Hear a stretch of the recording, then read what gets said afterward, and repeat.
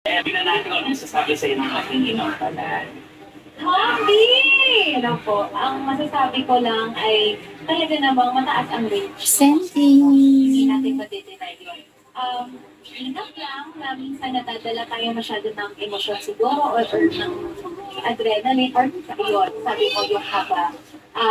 Control ko lang yun. And meron lang siguro akong isang gift na magbibigay sa'yo na kailangan mong iwasan ko na to is yung nakasikip ka lang lagi. It's nice na pinipili mo yung kanta, it's good, pero huwag mo rin kalimutan na nandito rin ka nanonood at nakikinig sa'yo. Yun lang. Thank you po. Kapag naman natin masasabi ni Sir Renz. Si Renz, zombie. Okay. Ang range mong malawak. Okay? Send to Bagay mo 100. din sa range. Maganda. Kailangan lang siguro. Kasi yung pag-pronounce ng mga words, medyo nalilito ako na akala ko merong word na dugtong-dugtong. So, ang kailangan, you have to pronounce each and every word in a way na may distinction bawat isa. Sayang, may mga putol din ng linya na hindi dapat na kaya mo naman.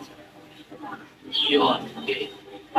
Kagaya nung if I just listen to it right, ito pa nagputol sa right, instead of if I just listen to it right outside. Dapat diretso. Para mas Send to maganda. 100. First na baby, medyo alanganin. Medyo hindi siya sumapot.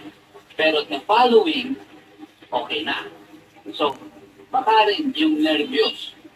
Specific ako dun sa mga ibang notes na nakakanta mo kasi clear yung boses mo. So, kapag ganyan ang boses, talagang nilitaw at nilitaw. So, you have to be very careful kasi sayang, ang ganda ng range mo, ang taas. So, dapat be careful kung makakalusot sa next. Yes, thank you po. Yes, at maraming salamat po sa ating mga inabalan. Alamin natin kung ilang stars ang ibigay natin mga inabalan. Tommy, ang stars ko para sa'yo ay...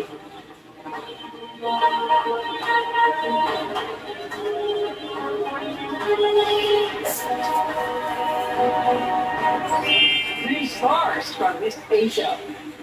Zombie, ang stars na binigay ko sa iyo ay...